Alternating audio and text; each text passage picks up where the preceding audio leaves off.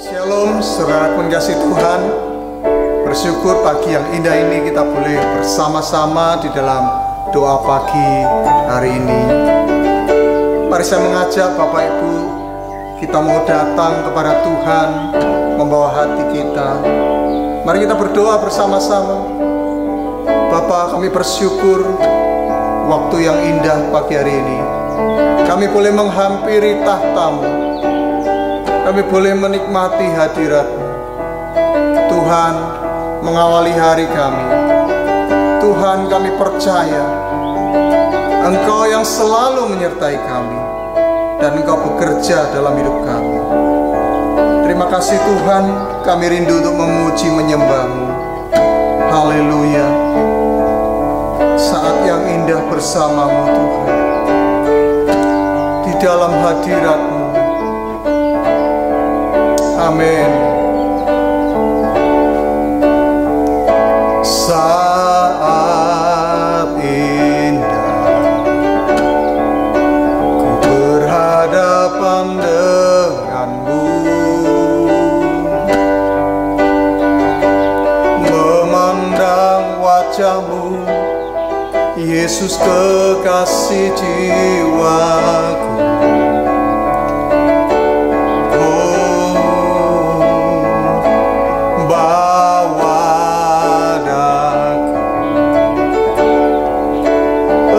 Dalam pelukan-Mu, menikmati kasih dan indahnya hadirat-Mu,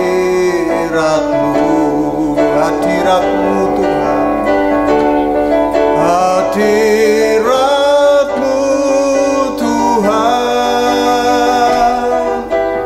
ku rasakan kekudusan-Mu Bapa, penuhiku.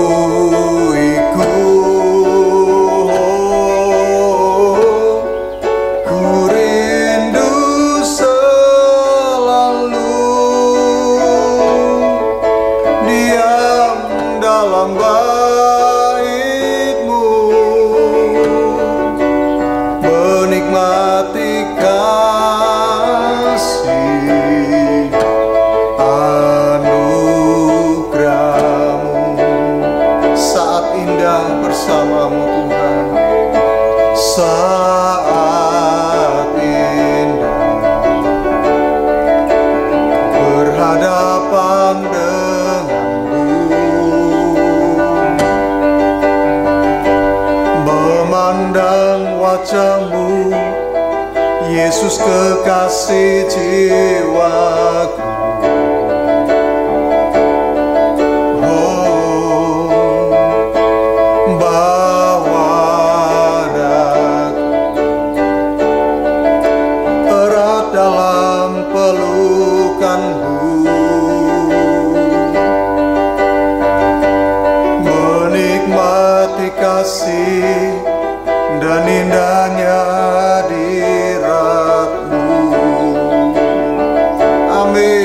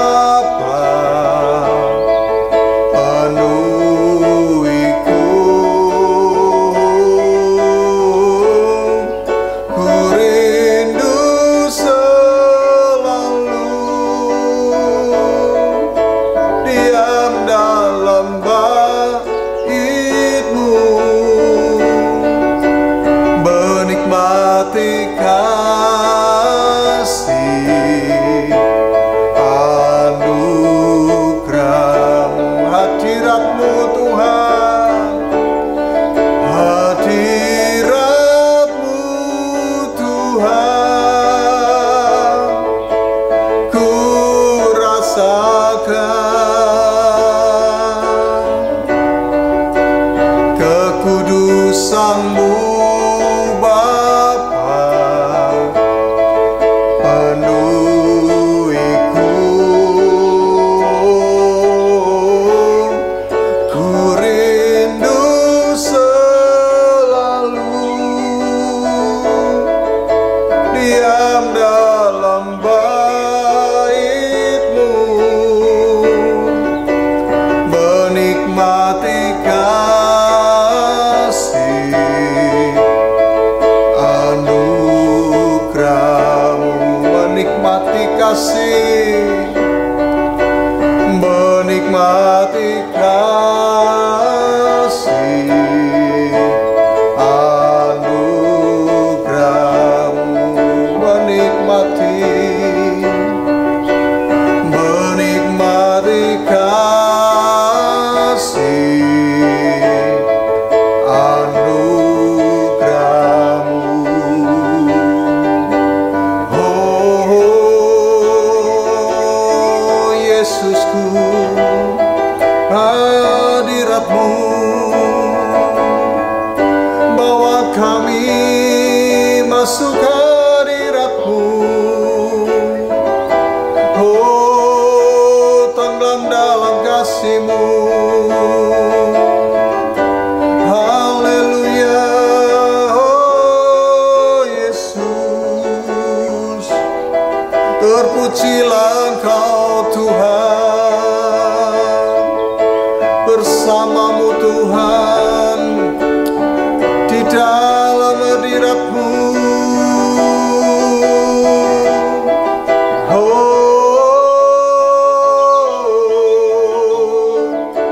Kami mencari wajah-Mu, kami haus Engkau ya Tuhanku. Haleluya, haleluya. Kami datang menyembah-Mu, hanya Engkau Tuhan. Engkau yang layak kami sembah, hanya Engkau yang kami tinggikan ya Tuhan. Engkaulah Allah kami, tiada yang seperti-Mu Tuhan. Sebab Engkaulah Allah kami yang maha tinggi. Oh, katakan sebab Engkaulah Tuhan yang maha tinggi. Sebab Engkaulah Tuhan yang maha tinggi, Kau dimuliakan atas segala alam. Sebab Engkaulah, sebab Engkaulah Tuhan yang maha tinggi, Kau dimuliakan atas segalanya. Katakan lagi, sebab Engkaulah Tuhan, sebab Engkaulah Tuhan yang maha tinggi, Kau dimuliakan atas segala alam. Sebab Engkaulah, sebab Engkaulah Tuhan yang maha tinggi, Kau dimuliakan atas segalanya.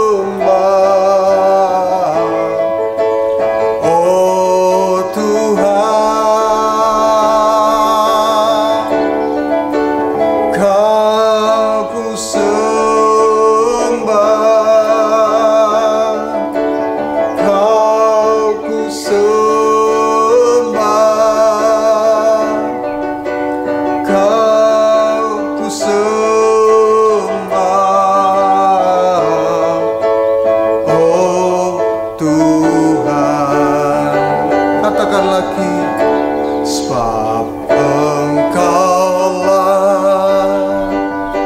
Tuhan yang Maha Tinggi. Kau dimuliakan atas segala alam, sebab Engkaulah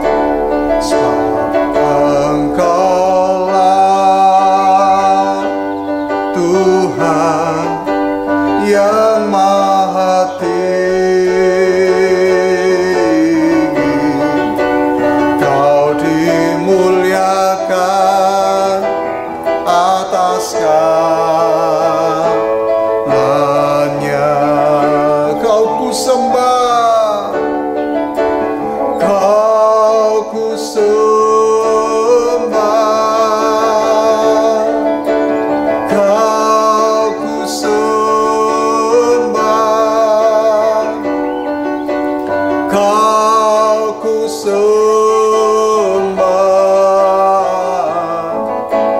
oh Tuhan,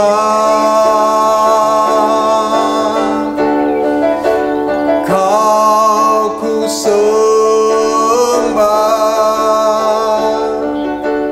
kau ku sembah, kau ku sembah,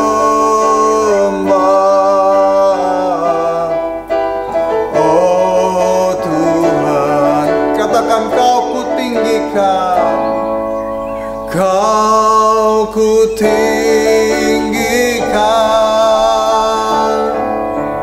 kau ku tinggikan, kau ku tinggikan, oh Tuhan, kau ku tinggikan,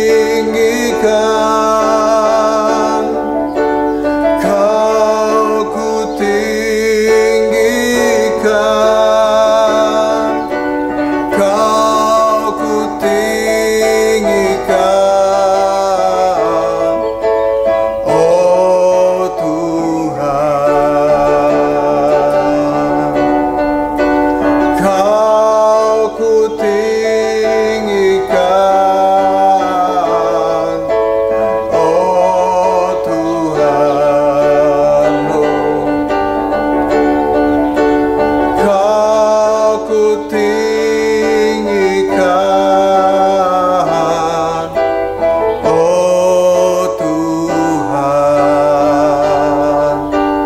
oh haleluya.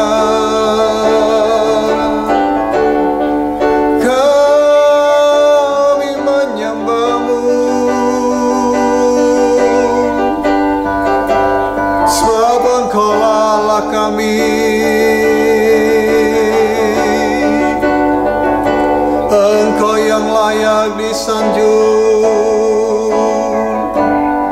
Engkaulah Allah kami Tuhan.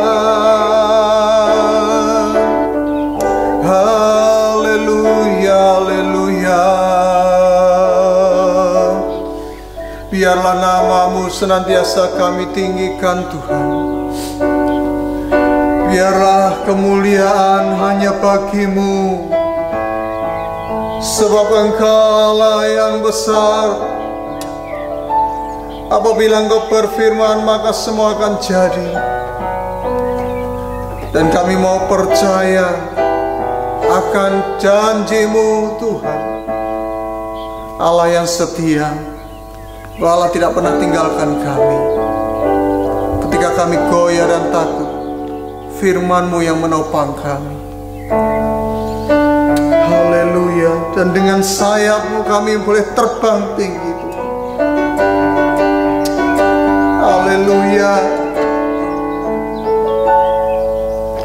Firman-Mu berkata, Kau besertaku, maka kuat roh dan jiwaku. selalu ku nantikan. Di setiap langkahku percaya, firman-Mu berkata Kau besertaku. Maka kuat roh dan jiwaku, tangan-Mu Tuhan selalu ku nantikan. Di setiap langkahku percaya, dengan sayap-Mu ku akan terbang tinggi. Di tengah badai hidup ku tak menyerah. Kau kekuatan dan perlindungan bagiku, pertolonganku di tempat maha tinggi. Ku mengangkat tanganku, aku berserah. Kau ku nantikan, Kau yang ku sembah, Yesusku, Rajaku. Haleluya. Firman-Mu berkata Kau besertaku. Maka kuat roh dan jiwaku, tangan-Mu Tuhan selalu ku nantikan. Di setiap langkahku percaya, dengan sayap-Mu ku akan terbang tinggi. Di tengah badai hidup ku tak menyerah. Kau kekuatan dan perlindungan bagiku, pertolonganku di tempat maha tinggi. Ku mengangkat tanganku, aku berserah. Kau ku nantikan, Kau yang ku sembah, Yesusku, Rajaku. Dengan sayap-Mu ku akan terbang tinggi. Di tengah badai hidup ku tak menyerah. Kau kekuatan dan perlindungan bagiku, pertolonganku di tempat maha tinggi. Ku mengangkat tanganku, aku berserah. Kau ku nantikan, Kau yang ku sembah. Kau ku nantikan, Kau yang ku sembah. Kau ku nantikan, Kau yang ku sembah, Yesusku, Rajaku.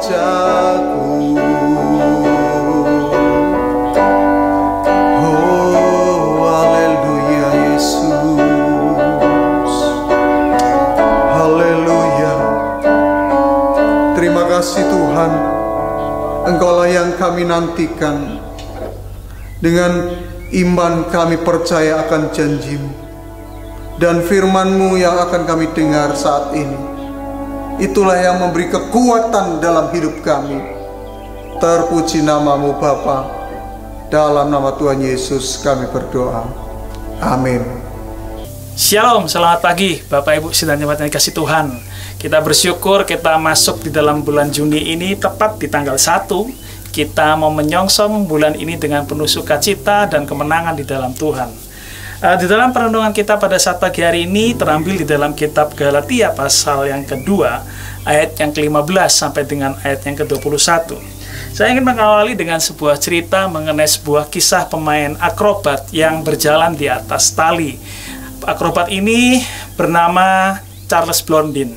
Charles Blondin satu kali mengadakan sebuah pertunjukan untuk melintasi sungai Niagara dengan seutas tali yang membentang di atas kedua puncak di sungai itu.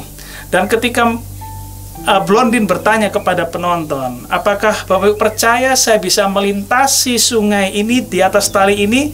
Lalu kemudian semua penonton berkata, kami percaya kepadamu. Pada akhirnya Blondin dengan langkah yang tegap, dia berjalan melintasi sungai itu, bentangannya begitu panjang dan bisa berhasil dengan baik. Semua penonton memberikan aplaus dan tepuk tangan yang luar biasa. Lalu kemudian ketika sampai di ujung yang satunya, kembali Blondin bertanya kepada orang-orang yang menonton pertunjukannya, apakah Bapak Ibu kembali percaya bahwa saya bisa menyeberang kembali ke sisi yang sebelumnya saya sudah berjalan di awal? Yang penonton lihat semuanya berkata bersama-sama, ya kami percaya. Semua bilang percaya, kasih Tuhan. Lalu kemudian Blondin mempertanyakan satu pertanyaan berikutnya. Kalau Bapak Ibu percaya, apakah ada yang mau saya gendong bersama dengan saya menyeberangi sungai ini? Akhirnya semua penonton yang bertepuk tangan riuh dengan mengatakan kami percaya. Tiba-tiba semuanya terdiam sampai pada akhirnya ada seorang anak kecil yang menawarkan diri dan mereka berdua berhasil menyeberangi sungai itu di atas sebuah tali. Dan tentu Bapak Ibu sudah tahu ceritanya. Siapa anak itu? Anak itu adalah putra dari Charles Blondin sendiri. Dalam perenungan ini apa bisa kita dapat dari kasih Tuhan? Bahwa kita nggak bisa menjalani hidup kita sampai akhir goal hidup kita atau happy ending di dalam perjalanan finish hidup kita tanpa yang dinamakan penyertaan Tuhan. Di dalam perenungan kita dalam kitab Galatia pasal 2 ayat 15-21 ini, Paulus secara garis besar menuliskan surat kepada jemaat di Galatia untuk mengingatkan jemaat-jemaat ini dengan sungguh-sungguh bahwa jemaat-jemaat Tuhan, orang-orang percaya tidak akan bisa berjalan meniti tali kehidupan yang menyenangkan hati Tuhan tanpa mereka memastikan dirinya tetap tinggal dan beriman kepada Kristus. Ini penting. Ini sangat penting bagi kita, orang-orang yang sudah diselamatkan dan percaya kepada Yesus sebagai Tuhan dan Juru Selamat. Dengan kekuatan sendiri kita tidak akan mampu menyenangkan hati Tuhan. Dengan kekuatan kita sendiri kita tidak akan mampu menyelesaikan perjalanan finish kehidupan rohani kita dengan baik. Oleh karena itu Yesus datang ke dalam dunia bagi Bapak Ibu dan saya. Galatia 2 ayat 15-21 berkata demikian. Menurut kelahiran kami adalah orang Yahudi dan bukan orang berdosa dari bangsa-bangsa lain. Kamu tahu bahwa tidak seorang pun yang dibenarkan oleh karena melakukan hukum Taurat, tetapi hanya oleh karena iman dalam Kristus Yesus. Sebab itu kami pun telah percaya kepada Kristus Yesus, supaya kami dibenarkan oleh karena iman dalam Kristus dan bukan oleh karena melakukan hukum Taurat. Sebab tidak ada seorang pun yang dibenarkan oleh karena melakukan hukum Taurat. Saya sampai di 2 ayat ini terlebih dahulu. Bapak Ibu kasih Tuhan, Rasul Paulus dalam bagian ini seakan-akan berkata kepada jemaat di Galatia bahwa sehebat apapun seseorang, sesaleh apapun kehidupan rohani seseorang, bahwa orang itu tidak akan bisa menjalani kehidupan yang menyenangkan Tuhan ketika mereka ada di luar iman kepada Kristus. Sekeras apapun usaha seseorang menjaga hidupnya tetap bersih dengan mengandalkan diri sendiri, itu tetap tidak akan bekerja dengan baik. Tapi bukan berarti bahwa seorang anak Tuhan tidak perlu melakukan apapun dalam dunia ini. Ini menjadi tantangan bagi Bapak Ibu dan saya di masa yang sulit hari-hari ini. Apakah kita semakin berpegang erat pada Kristus atau tidak dalam menjalani hidup kita sehari-hari? Apa maksud dari berpegang erat ini? Nah, kita kembali kepada 2 ayat awal yang sudah saya baca tadi, bahwa kamu tahu bahwa tidak seorang pun yang dibenarkan oleh karena melakukan hukum Taurat, tetapi hanya oleh karena iman dalam Kristus Yesus. Iman dalam Kristus Yesus. Dalam terjemahan bahasa Inggris dikatakan justification by faith alone. Ini adalah inti dari iman kepada Kristus. Ini adalah inti pengajaran yang diangkat oleh Martin Luther di dalam gerakan reformasinya, bahwa setiap orang yang diselamatkan itu merupakan hasil pembenaran iman, dan itu adalah karya Kristus dan bukan hasil perbuatan atau amal ibadah dari kehidupan seseorang. Bukankah kitab Roma pasal 3:23 mengatakan bahwa semua orang telah berbuat dosa dan semua orang telah kehilangan kemuliaan Allah? Inilah yang membedakan iman kepercayaan orang Kristen daripada kepercayaan yang lainnya, bahwa seluruh perjalanan iman kita, Bapak Ibu, semuanya difokuskan kepada kedatangan Yesus sebagai Tuhan dan Juru Selamat pribadi, terutama Bapak Ibu dan saya sebagai orang yang berdosa yang diselamatkan oleh Tuhan.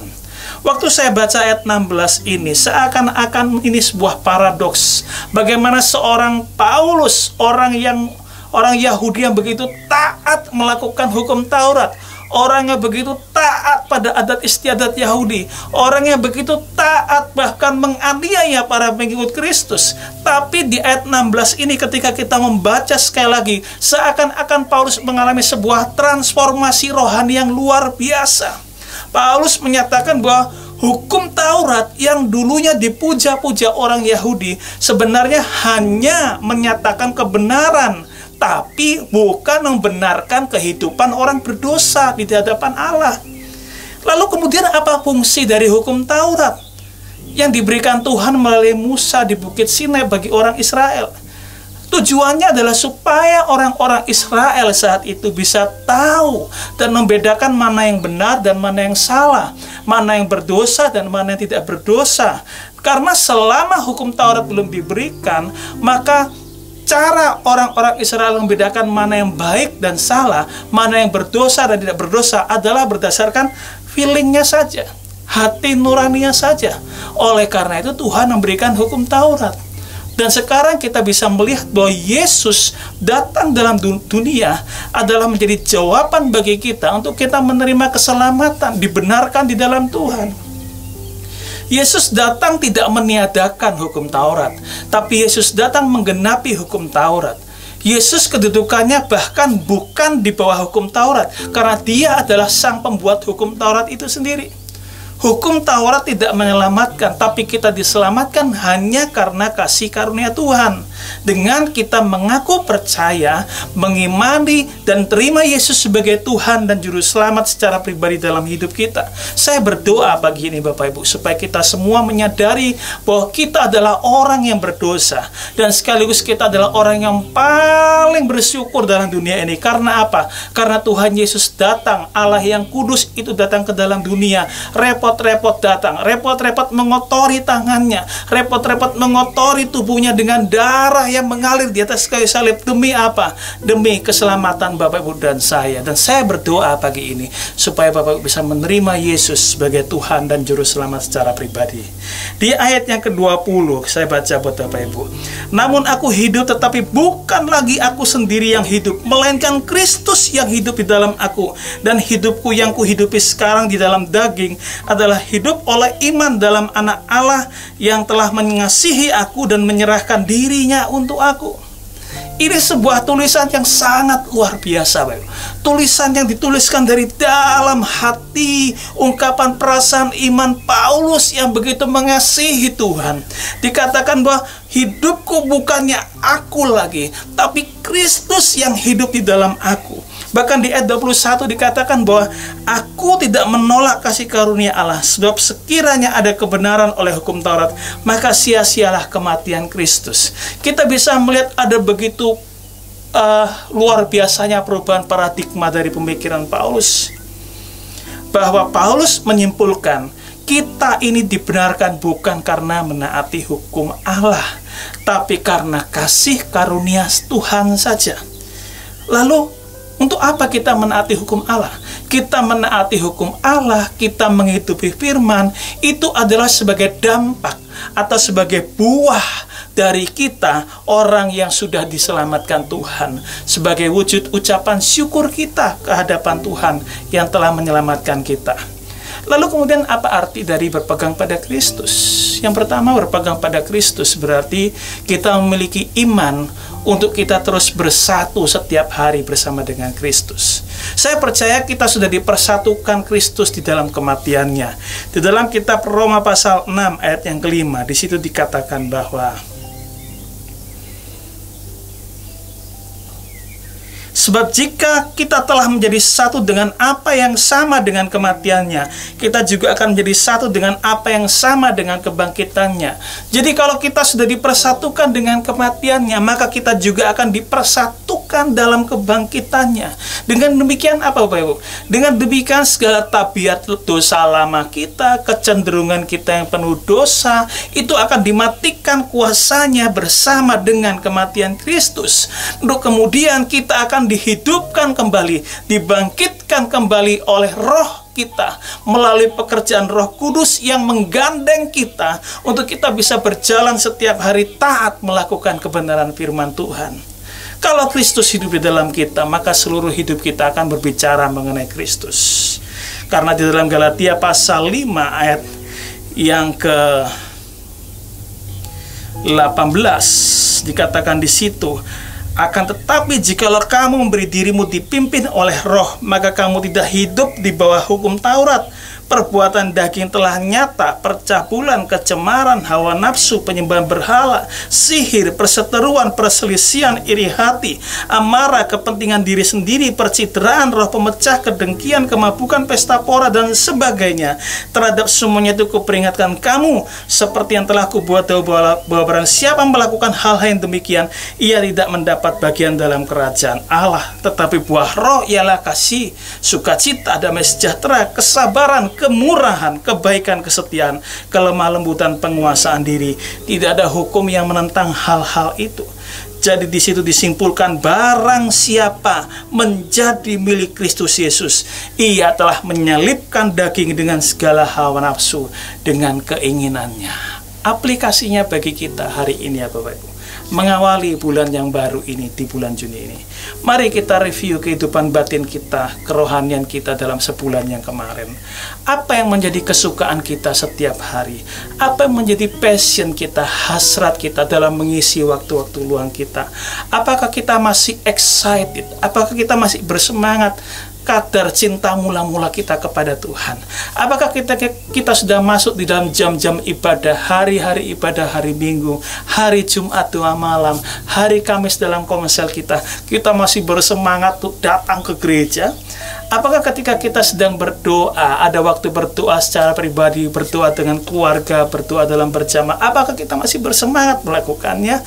Apakah di dalam jam-jam pembacaan firman, ketika kita membuka atau menutup hari, kita masih bersemangat dalam hidup kita? Atau justru dengan begitu banyaknya kesibukan, dengan pengaruh pergaulan, dengan berita medsos yang luar biasa, dengan tekanan-tekanan hidup yang berat, kita mengisi waktu-waktu kita satu bulan kemarin dengan lebih banyak bersungut, mengeluh, dan membayangkan hal-hal yang tidak baik.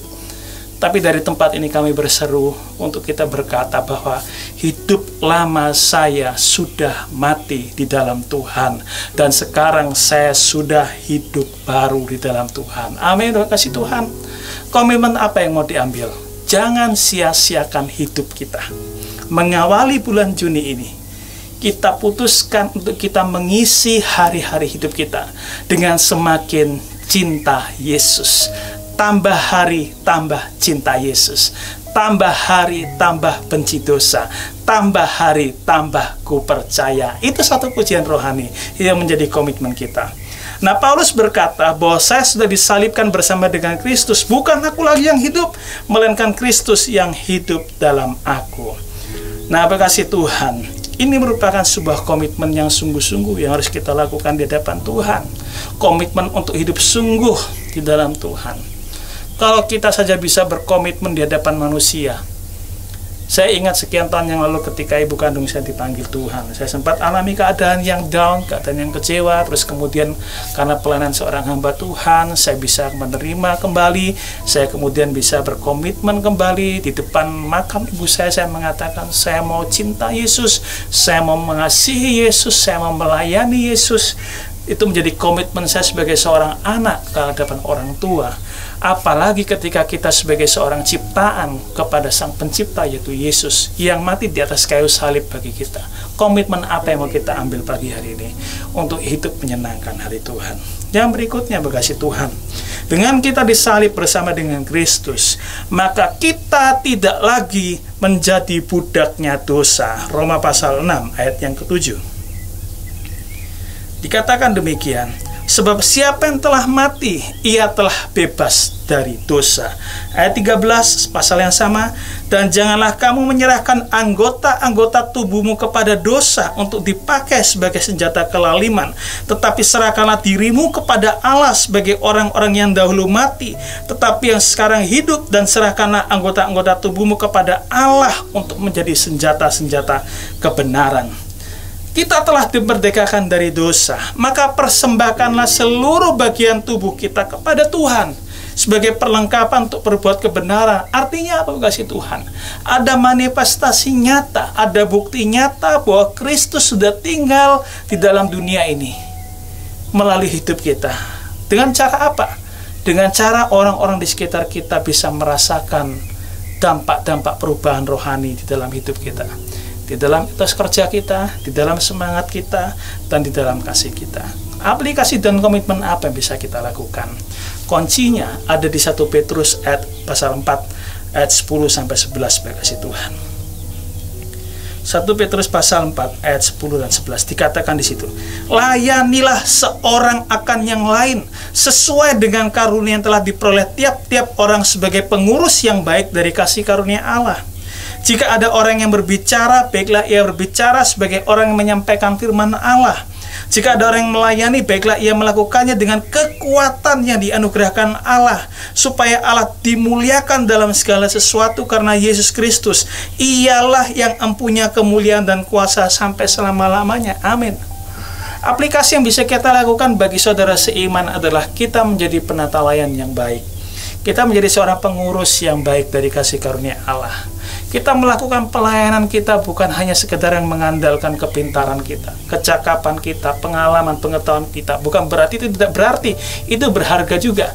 Tapi yang paling penting adalah kita melakukan dengan kekuatan yang telah dianugerahkan oleh Allah. Supaya apa? Supaya tujuannya adalah nama Allah saja yang dimuliakan dalam hidup kita. Melakukan pelayanan kepada Allah di dalam ibadah-ibadah pelayanan kita.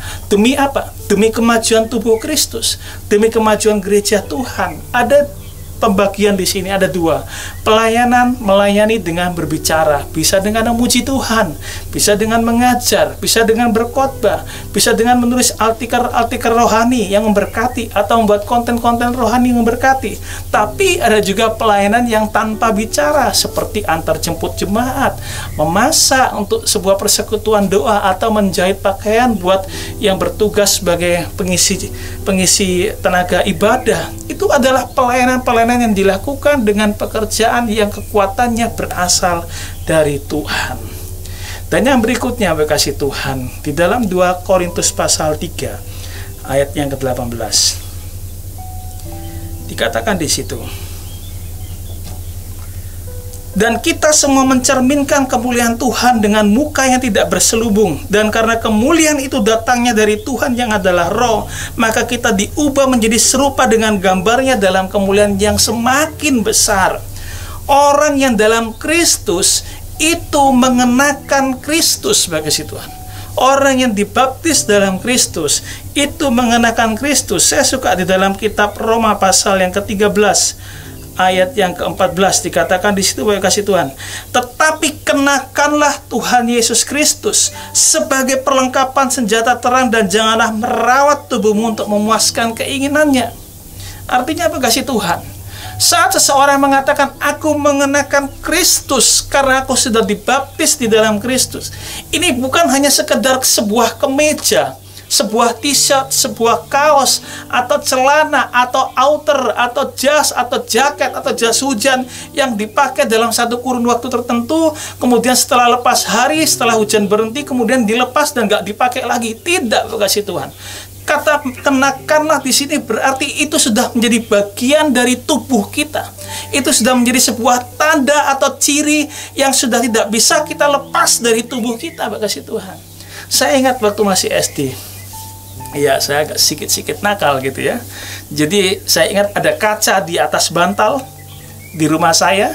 Lalu saya duduki bantal itu dengan lutut saya, Bapak kasih Tuhan. Apa yang terjadi? Kaca itu pecah. Kaca itu pecah dan menusuk bagian kanan dari lutut saya, Bapak kasih Tuhan. Meninggalkan sebuah tanda yang agak dalam. Ada kaca yang menusuk ke dalam. Dan sampai umur sekian, tanda itu masih ada, Bapak kasih Tuhan. Nggak bisa dihilangkan. Saya juga masih ingat ketika saya masih SD juga. Saya suka main bola tanpa sepatu. Tanpa sengaja di bagian lipatan antara jari telunjuk dan juga jari tengah kaki kanan saya itu pernah kebelah, kasih Tuhan. Kebelah dan keluar darah. Nggak sempat dijahit karena harus besoknya baru bisa ke rumah sakit. Sampai detik ini itu menjadi seperti tanda yang mengingatkan saya. Nah, tanda itu tidak akan bisa hilang. Itu sudah menjadi bagian dalam hidup kita. Kata kenakanlah Kristus, ini tidak bisa lagi dicopot dari hidup kita. Ini menjadi tanda, ini menjadi identitas penampilan baru kita dalam dunia, kasih Tuhan. Saya berdoa, kasih Tuhan, ketika kita mengatakan saya sudah mengenakan Kristus, artinya kita sudah tidak terpisahkan lagi dari Kristus. Karakter kita terus bertumbuh dalam Kristus. Sebagaimana Paulus telah mengatakan bahwa aku telah disalibkan dengan Kristus, tapi aku hidup, bukan lagi aku sendiri yang hidup, melainkan Kristus yang hidup dalamku. Maka hendaklah kematian dan pengorbanan Kristus dijadikan sebagai satu-satunya harta yang paling berharga, harta yang begitu mulia, harta yang gak dapat tergantikan dengan hal apapun yang ada dalam dunia ini. Sebagai kesimpulan, hiduplah dalam iman kepada Yesus Kristus.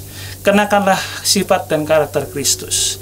Nyatakan keteladanannya dalam hidup kita dengan mengasihi sesama, melayani di rumah Tuhan, menyatakan kebenaran, mendatangkan damai sejahtera kepada orang-orang yang belum percaya kepada Tuhan, dan juga Roh Kudus menolong kita semua untuk melakukan firman Tuhan. Bagi Bapak Ibu yang sedang menyaksikan live streaming pagi hari ini dan belum terima Yesus sebagai Tuhan dan Juru Selamat, sekali lagi kita dibenarkan bukan karena kemampuan kita, bukan karena kepintaran kita, bukan karena kesalehan kita. Tidak, kita manusia yang berdosa. Kita butuh satu pribadi yang datang untuk membebaskan kita dari dosa dan kematian kekal. Siapa dia? Yesus, yang turun ke dalam dunia, mengotori tangannya, mengotori tubuhnya dengan darahnya sendiri yang mengalir di atas kayu salib. Demi siapa, Bapak Ibu Tuhan? Demi manusia yang berdosa. Saya dan Bapak Ibu adalah salah satu orang yang berdosa, tapi sekaligus orang yang paling bersyukur dalam dunia karena Yesus rela mati buat Bapak Ibu dan saya. Tuhan Yesus memberkati. Mari saya satu dalam doa buat Bapak Ibu. Jika ada Bapak Ibu yang saat ini sedang membutuhkan juru selamat dan Bapak Ibu belum dalam Tuhan, sekali lagi Yesus datang buat orang yang berdosa. Yesus bukan hanya untuk orang Kristen, Yesus bukan hanya untuk orang yang ke gereja, tapi Yesus bagi seluruh umat manusia yang berdosa. Dan jika Bapak Ibu saat ini sedang rindu agar terjadi pemulihan, agar mendapatkan keselamatan dalam Tuhan, agar dilayakkan Tuhan, agar mendapatkan kepastian bahwa saya tidak hanya selamat dalam dunia, tapi selamat juga dalam kekekalan, angkatlah tanganmu di tempat kau berdiri, dan saya akan berdoa. Bapa di surga, pada saat pagi hari ini hamba-Mu berdoa secara khusus buat umat-umat-Mu yang saat ini sedang menyaksikan siaran live streaming pada saat pagi hari ini. Hamba berdoa di dalam nama Yesus, biarlah mereka dilawat Tuhan, mereka dijamah Tuhan. Tuhan membuka pintu hati mereka lebar-lebar. Masuklah ke dalam pintu hati mereka, pintu pikiran mereka. Bawa mereka masuk ke dalam pengalaman-pengalaman yang baru. Tuhan tolong mereka agar dituntun bisa menemukan anak-anak Tuhan yang akan menuntun mereka untuk bisa percaya dan menerima Yesus sebagai Tuhan dan Juru Selamat. Jikalau masih ada yang ragu-ragu apakah ini jalan keselamatan yang diberikan bagiku, Bapa di surga, hamba berdoa dalam nama Yesus agar Roh Kudus meyakinkan dalam hati mereka, dalam batin mereka, bahwa Yesus juga ada bagi mereka, sehingga bisa melihat bahwa Yesus mati di atas kayu salib bagi keselamatan mereka juga. Bagi kami yang sudah diselamatkan Tuhan, hamba berdoa agar kami sepanjang bulan Juni ini kami bisa menghidupi firman Tuhan, kami mengenakan karakter Kristus, kami melayani lebih sungguh-sungguh, kami menjaga api cinta mula-mula kepada Tuhan. Kami juga berdoa Tuhan pada saat pagi hari ini, sebelum kami akan tutup dalam doa penutup, kami berdoa syafaat tetap buat bangsa dan negara kami, biar bangsa dan negara kami menjadi bangsa yang takut akan Tuhan. Tuhan berkati setiap pemimpin bangsa kami, biar roh takut akan Tuhan menyertai mereka. Berkati mulai dari presiden, wakil, DPR, MPR, bahkan sampai tingkatan yang terendah, RT, RW, lurah, semuanya, biarlah roh takut akan Tuhan menyertai kepemimpinan mereka. Hamba juga berdoa Tuhan buat setiap kebijakan dari pemerintahan yang baru, Bapak Presiden Prabowo dan juga Wakil Presiden Bapak Gibran. Tuhan tolong Bapak supaya roh takut Tuhan menyertai setiap kebijakan mereka dan mendatangkan kesejahteraan bagi bangsa. Nama Tuhan dipermuliakan. Kami juga berdoa buat pelebaran pekerjaan Tuhan di negara Indonesia ini terus Tuhan kerjakan. Kami juga berdoa buat saudara para pelayan Tuhan, baik yang ada di kota, di desa, baik di gereja-gereja, di sekolah Alkitab, dan juga di sekolah-sekolah, para penginjil, semuanya Tuhan, urapan kuasa Tuhan menyertai. Kami juga berdoa buat gereja GSJA, terutama GSJA Ambengan, beserta seluruh satelit-satelitnya.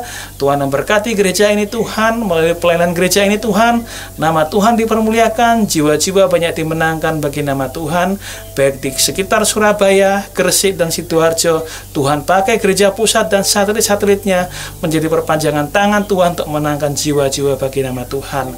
Kami juga berdoa Bapak Gembala, Ibu Gembala, Bapak Pendeta Triyogo dan Ibu Ingrid, serta Bapak Wakil Gembala, Bapak Pendeta Haryati dan Ibu, dan seluruh majelis gereja, dan seluruh hamba Tuhan, para staf pastoral, dan pengerja-pengerja, baik di satelit, komisi, dan juga ada di wilayah-wilayah HF. Tuhan memberkati.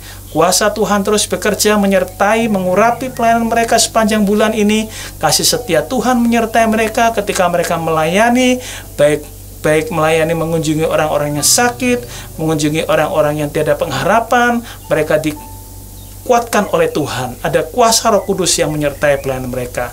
Hamba juga berdoa pada saat pagi hari ini Tuhan buat jemaat-jemaat Tuhan yang mungkin saat ini sedang sakit. Hamba berdoa di dalam nama Yesus, mereka yang sakit di atas pembaringan mereka, baik di rumah atau rumah sakit, biarlah mereka terus memandang kepada tangan Tuhan, percaya bahwa kuasa mukjizat Tuhan masih terus berlangsung hingga saat ini. Kalau lain orang ditolong, hamba percaya mereka juga mendapat jamahan Tuhan.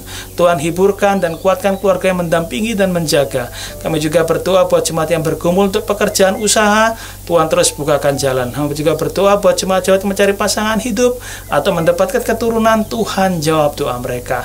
Berkati usaha pekerjaan mereka, berkati seluruh bisnis pekerjaan yang diupayakan. Kami percaya Tuhan menyertai dan memberkati hamba-hambamu yang setia mengikut Yesus. Terima kasih Bapa. Ini doa kami yang sederhana ini, kami alatkan semuanya dalam nama Yesus. Dan pada saat ini kami akan menutup ibadah doa pagi pada saat pagi hari ini. Bapak Ibu sidang jemaat yang kasih Tuhan, angkatlah hatimu dan terimalah berkat Tuhan. Percaya bahwa Tuhan akan menyertai langkah kita sepanjang hari ini, sepanjang minggu ini, bahkan sepanjang bulan yang berjalan ini. Tuhan menyertai kita.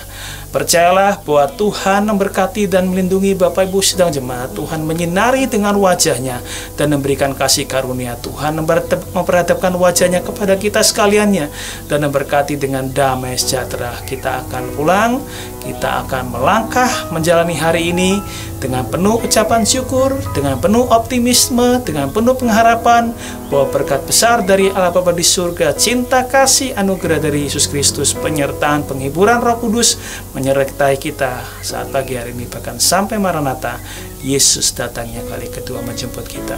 Mari kita sama-sama katakan amin. Selamat pagi, terima kasih Tuhan.